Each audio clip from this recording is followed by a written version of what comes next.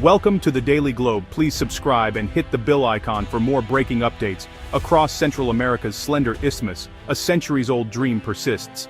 A canal uniting the Pacific and Atlantic, promising to transform Nicaragua's fortunes. This ambitious project aims to create a new maritime route that could rival the Panama Canal, offering a shorter and potentially more efficient passage for global shipping. This $50 billion mega-canal has resurfaced, not as a whisper, but as a government decree, rekindling fierce debate over economic salvation versus environmental ruin. The project has sparked intense discussions among economists, environmentalists, and local communities, each weighing the potential benefits against the possible irreversible damage to the ecosystem. The world is watching. Will Nicaragua achieve a modern marvel or court disaster? International observers are keenly interested as the canal could shift global trade dynamics and impact economies far beyond Central America. The proposal dwarfs the Panama Canal, envisioning not just a waterway, but deep water ports, free trade zones, and an international airport. This grand vision includes extensive infrastructure developments that could turn Nicaragua into a major global trade hub. Proponents promise prosperity, jobs, and a new era of independence. They argue that the canal could bring unprecedented economic growth, lifting thousands out of poverty and providing new opportunities for the nation's youth. But at what cost? Lake Nicaragua, the region's largest freshwater reservoir, and tens of thousands of local lives are at stake. Environmentalists warn that the canal could lead to severe ecological damage, disrupting local wildlife and displacing communities. The canal is more than engineering. It's a human and environmental drama, a story of ambition and apprehension. The project encapsulates the hopes and fears of a nation, balancing the promise of progress against the preservation of its natural heritage. As President Ortega revives the project, the stakes for Nicaragua and the world have never been higher. The outcome of this endeavor will shape the future of Nicaragua and could set a precedent for large-scale infrastructure projects worldwide. The dream of a Nicaraguan canal is not a recent idea. It echoes back nearly 5 centuries. First imagined by Spanish conquistadors who arrived in Central America with visions of wealth and power. As they explored the region, they saw the land not just as a new world to conquer but as a potential gateway between the Atlantic and Pacific Oceans, a shortcut that could change the course of global trade. The San Juan River and the vast expanse of Lake Nicaragua seemed to offer a natural route, a watery corridor that could connect 2 mighty oceans with only a modest stretch of land to bridge the gap. In the 1800s, the California gold rush transformed this old ambition into a bustling reality. Thousands of fortune seekers from the United States and beyond traveled through Nicaragua, making it the preferred shortcut to the Pacific. Cornelius Vanderbilt, the legendary American tycoon, capitalized on this route, running steamships across Lake Nicaragua and building a transportation empire that briefly made the country a vital link in the global movement of people and goods. For a time, Nicaragua was the frontrunner for an interoceanic canal.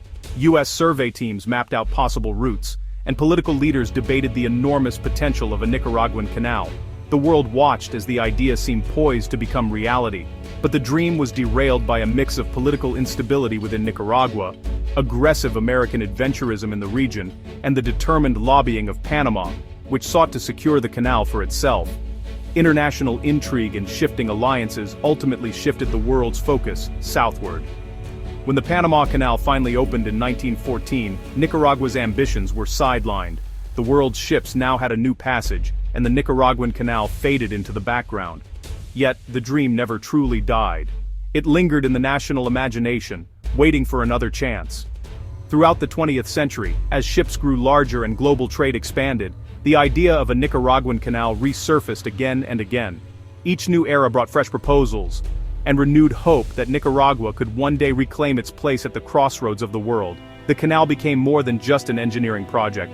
It grew into a symbol of national pride, a promise of prosperity, and a recurring theme in Nicaraguan politics. Leaders invoked the canal as a vision of untapped potential, inspiring generations to dream of a brighter future. Today's revival of the canal project is just the latest chapter in a saga that has stretched across centuries, shaped by ambition, adversity, and the enduring hope that Nicaragua might one day fulfill its centuries-old dream. In 2013, the long-held dream of a transoceanic canal through Nicaragua was revived once again, reigniting hopes and controversies that had simmered for over a century. The idea of connecting the Atlantic and Pacific Oceans through Central America had always captured imaginations, but this time, the world was watching closely. This new chapter began with an unexpected partner, China. For the first time, a major global power outside the Americas was stepping in, bringing with it both promise and uncertainty. President Daniel Ortega granted a sweeping 50-year concession to the enigmatic HKND Group, a company led by Chinese billionaire Wang Jing.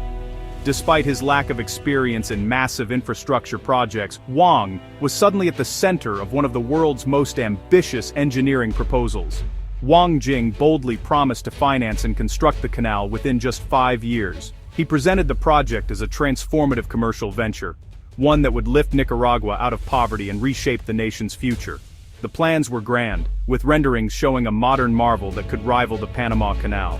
Yet, the deal was rushed through with minimal public debate or transparency. The agreement gave HKND extraordinary powers, including the authority to expropriate land, sparking immediate protests and deep concern among local communities. Critics quickly raised questions about Wang's financial resources and the true source of the project's funding.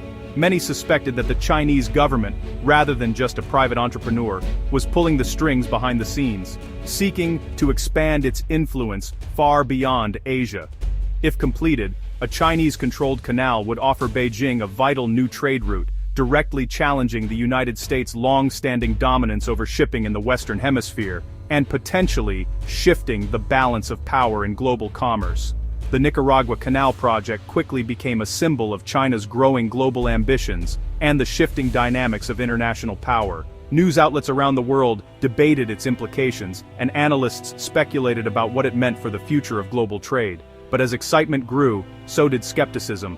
Doubts about the project's transparency, the actual availability of funding, and the true intentions behind the canal surfaced almost immediately, casting a shadow over the grand vision.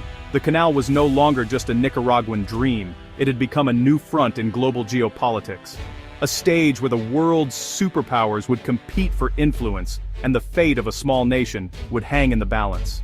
The Nicaragua Canal's blueprint was staggering, a 278-kilometer route, 3 times longer than Panama's, cutting through Lake Nicaragua and connecting 2 oceans. Designed for the world's largest ships, it would require moving 5 billion cubic meters of earth. The plan included deep-water ports, an international airport, free trade zones, and manufacturing hubs, an entire economic ecosystem. Supporters touted 50,000 construction jobs and a transformed national economy. The canal promised to capture a significant share of global trade, especially for megaships too large for Panama. But the sheer scale was both its greatest strength and its Achilles heel.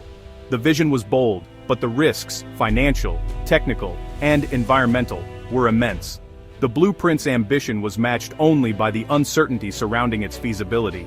Despite a flashy 2014 groundbreaking, the canal project quickly stalled. Promised construction never materialized, environmental and social studies were delayed and criticized as inadequate. Wang Jing's fortune plummeted in China's stock crash, and no credible investors stepped forward.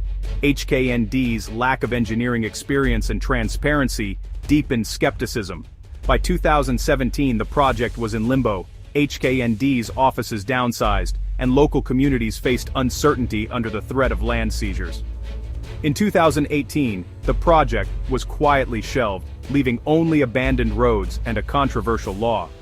The grand dream collapsed into broken promises and deep cynicism. Nicaragua was left with social tensions and a legacy of distrust. In May 2024, President Ortega's government revoked HKND's concession and repealed the controversial law, but didn't abandon the canal dream. Instead, Ortega announced the state would take direct control, seeking new partners and funding. Analysts see this as a political move, an attempt to project strength and distract from domestic crises. The government claims the canal is more necessary than ever, promising stability and state backing. Yet, the same obstacles remain: a $50 billion price tag, environmental risks, and the displacement of thousands. Western sanctions and Nicaragua's economic standing make funding elusive. The government's takeover changes the politics, but not the daunting realities. The canal is back on the agenda, but so are all the old doubts. The canal's route threatens to displace up to 120,000 people, mostly farmers and indigenous communities. For them, the project means losing homes, land, and cultural heritage. Grassroots protests erupted, met with heavy-handed government crackdowns. Environmental risks are equally dire. Lake Nicaragua, Central America's largest freshwater source, faces contamination and ecological collapse. Dredging and saltwater intrusion could devastate water quality and aquatic life. Rainforests and wetlands along the route would be destroyed, threatening endangered species. For many, the canal is an existential threat, trading irreplaceable natural and human heritage for uncertain economic gain. The canal is a geopolitical flashpoint, challenging U.S. dominance in Central America. A Chinese-backed canal would give Beijing a strategic trade route and military access, reshaping regional alliances. For China, it's a potential Belt and Road jewel. For the U.S., a security concern.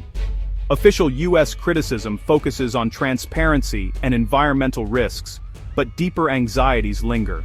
Ortega's regime, isolated from the West, is eager to align with China and other U.S. rivals. Even talk of the canal serves as a bargaining chip and a signal of defiance. The project is now a fault line in the global contest between the U.S. and China. Its fate will influence the balance of power in the Americas. As of October 2025, the Nicaragua Canal remains a dream suspended between hope and reality. The government's revival has reignited debate, but the core obstacles, cost, technical challenge, and environmental risk, persist. The Panama Canal's expansion has lessened the commercial need for a rival, and global trade is shifting. Experts remain skeptical. Is the canal a viable future, or just political theater? Yet Nicaragua's geography ensures the idea endures, perhaps awaiting a future, more pragmatic backer. The project's fate may hinge on whether a global power sees strategic value worth the risk. For now, the canal is a symbol of ambition, fear, and great power rivalry. The world watches for signs of real commitment, especially from China. Whether the canal will ever be built remains one of the great unanswered questions of our time.